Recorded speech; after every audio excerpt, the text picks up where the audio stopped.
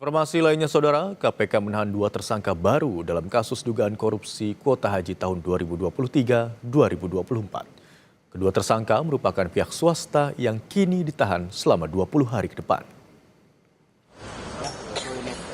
Komisi Pemberantasan Korupsi menahan ISM selaku Direktur Operasional PT Makassar Toraja dan ASR selaku Komisaris PT Raudhah Eksati Utama. ASR juga diketahui menjabat sebagai Ketua Umum Asosiasi Kesatuan Travel Haji Umroh Republik Indonesia atau KESTURI. Dalam perkara ini, keduanya diduga berperan mengatur pengisian kuota haji khusus tambahan bersama pihak Kementerian Agama untuk kepentingan perusahaan yang terafiliasi dengan Maktur dan KESTURI. Skema ini diduga memberikan keuntungan berupa akses kuota haji tambahan tanpa harus melalui masa tunggu seperti jemaah pada umumnya. Kedua tersangka kini ditahan selama 20 hari pertama hingga 27 Juni 2026 di Rutan KPK Cabang Gedung Merah Putih. Pada perkara pengembangan kali ini ada 2 tersangka yang dilakukan penahanan, yaitu saudara ISM, ini Direktur Operasional PT Makassar Toraja atau Maktur. Kemudian yang kedua saudara ASR, jabatannya selaku Komisaris PT Raudhah Eksati Utama, sekaligus Ketua Umum Asosiasi KESTURI. Hingga untuk seluruhnya pihak yang sudah ditetapkan sebagai tersangka oleh KPK dalam perkara haji ini sudah ada 4 tersangka. Kementerian Haji dan Umroh mengungkap dugaan praktik penipuan dalam layanan badal haji dan pembayaran dam bagi jemaah haji Indonesia. Penipuan dilakukan oknum petugas KBIH dengan 140 jemaah yang diduga menjadi korbannya. Praktik penipuan ini terungkap berkat kerjasama tim perlindungan jemaah haji dari Kemenhaj dan tim KJRI di Arab Saudi. Wakil Menteri Haji dan Umroh Dhanil Anzar Simanjuntak mengatakan pelaku ditangkap Minggu malam dengan temuan transaksi mencurigakan senilai 1,4 miliar rupiah. Transaksi ini berasal dari penipuan badal haji yang menimpa 140 jemaah dengan tarif 10 juta rupiah per jemaah. Dhanil menjelaskan tarif ini mencurigakan dan tidak masuk akal, mengingat biaya resmi pelaksanaan haji di Arab Saudi atau haji domestik yang nilainya lebih dari 40 juta rupiah per jemaah. Kasus ini terungkap dari laporan jemaah yang tidak menerima bukti resmi dari proyek resmi pemerintah Arab Saudi atau ADAHI untuk pembayaran dam. Kemenhaj akan menjatuhkan sanksi tegas berupa pencabutan izin operasional pada KBIH yang terbukti terlibat. Melinjam perlindungan jamaah dari Kementerian Haji dan Umroh, kemudian tim dari KJRI itu meng-OTT oknum KBIH.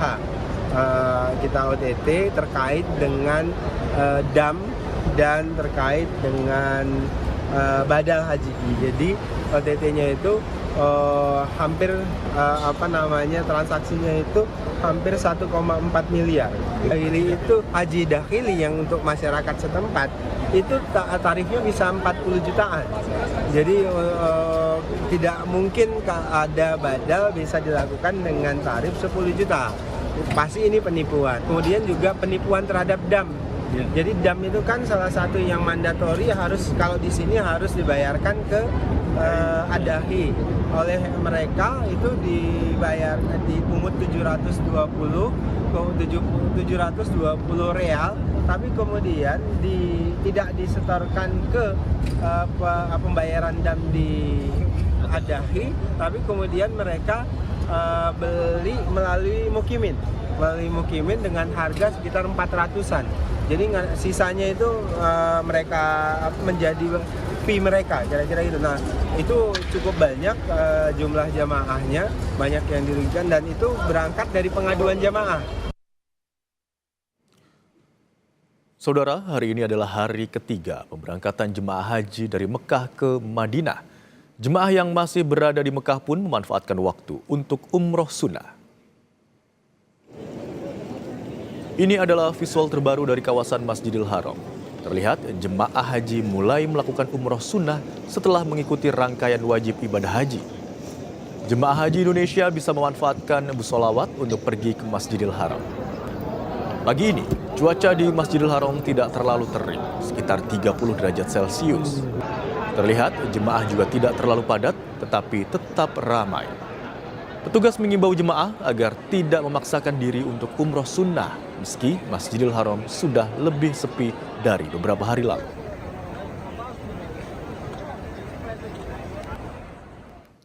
Dan saudara, untuk mengetahui informasi terkini terkait kegiatan jemaah haji, kita sudah terhubung dengan jurnalis Kompas TV Sofyan Hartanto yang tergabung dalam Media Center Haji 2026 dari Mekah, Arab Saudi. Selamat siang, Assalamualaikum warahmatullahi wabarakatuh, Sofyan.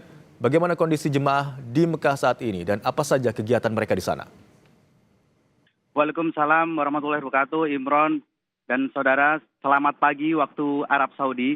Ya, Imron dan saudara, bisa saya laporkan saat ini seluruh jemaah haji yang berada di Mekah dan Madinah sudah ada sejumlah yang diberangkatkan pulang ke tanah air. Jumlahnya sekitar 50.000 dari seluruh kuota yang ada, Imron dan saudara. Jadi saat ini sudah seperempat sebenarnya, seperempat dari perjalanan jemaah haji Indonesia sudah pulang ke tanah air. Jadi di Mekah ini, tempat saya melaporkan ini, sudah sedikit lengang karena seperti kita ketahui bersama bahwa hari ini sudah hari ketiga pemberangkatan jemaah yang dari Mekah ke Madinah. Ada juga yang gelombang pertama yang sudah di Madinah ke Mekah dan saat ini sedang perjalanan pulang ke tanah air. Jadi bisa dilihat sendiri juga di sini di kawasan Masjidil Haram tempat saya melaporkan ini adalah kawasannya tidak terlalu ramai, Imran dan saudara. Bisa saya informasikan juga saat ini jemaah haji Indonesia yang berada di Mekah ini sedang menunggu perjalanan ke Mekah dan pulang ke tanah air. Nah, tapi yang menarik adalah jemaah umroh itu belum ada yang datang ke sini.